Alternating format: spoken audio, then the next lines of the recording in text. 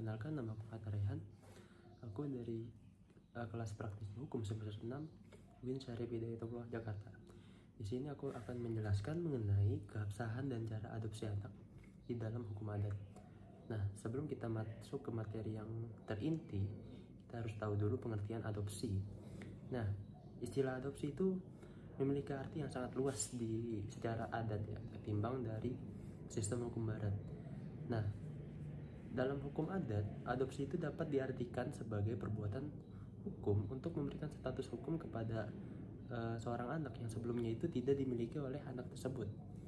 Yang mana karena kita memiliki berbagai macam banyak suku ya, maka terdapat berbagai beragam istilah juga yang digunakan.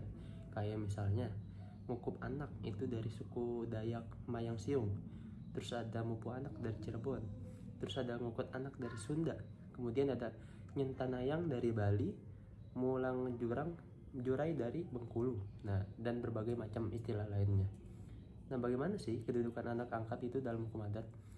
Nah, kedudukan anak angkat dalam hukum adat itu dapat dibagi menjadi dua macam, yaitu anak yang menjadi keturunan orang tua angkatnya, dan juga yang tidak menjadi penerus gitu. Jadi ada dua ya.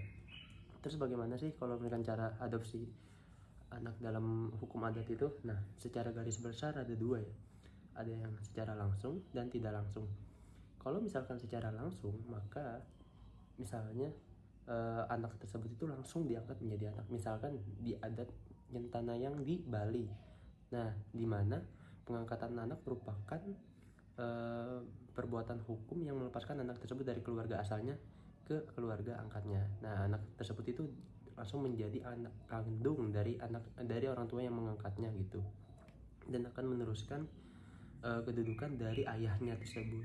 Kalau misalkan adopsi tidak langsung adalah kalau misalnya seseorang itu kawin atau mengawinkan, setelah itu dia mengangkat seorang anak atau anak tirinya atau anak menantunya sebagai anak sendiri gitu, yang akan melanjutkan keturunannya.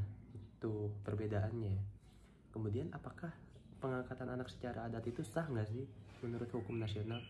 Nah, jika kita merujuk pada pasal 39 ayat 1 Undang-Undang Nomor 35 Tahun 2014 tentang Perlindungan Anak, pengangkatan anak itu hanya dapat dilakukan untuk kepentingan terbaik bagi anak dan dilakukan berdasarkan adat kebiasaan setempat dan ketentuan peraturan perundang-undangan. Nah, adapun dalam pasal 1 angka 9 Undang-Undang Nomor 35 Tahun 2014 diterangkan kalau bahwa anak angkat adalah anak yang haknya itu dialihkan dari lingkungan kekuasaan orang tua, wali yang sah atau orang tua yang bertanggung jawab, dan membesarkan anak tersebut ke dalam lingkungan orang tua angkatnya berdasarkan putusan atau penetapan pengadilan gitu.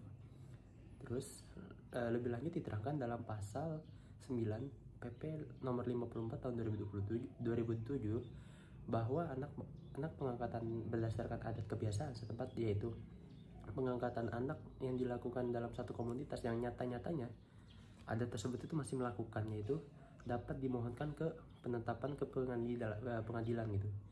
Nah, jadi dengan demikian pada dasarnya adopsi pengangkatan anak menurut hukum adat itu sah menurut hukum nasional serta dapat dimohonkan penetapan di pengadilan. Baik, cukup sekian informasi dari saya.